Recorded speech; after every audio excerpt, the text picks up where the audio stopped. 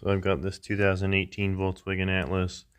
Dealer wanted $100 to change the engine air filter, and that's just a bit ridiculous. I got this Torx screwdriver here.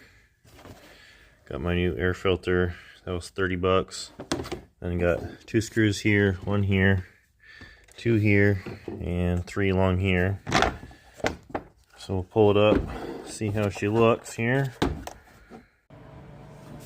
See what it looks like. It's getting a bit dirty. I'll get a new one in here. This one will look nice.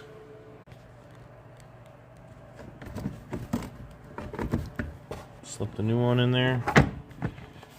Screw it down. Done in 5 minutes. That's definitely worth saving 70 bucks.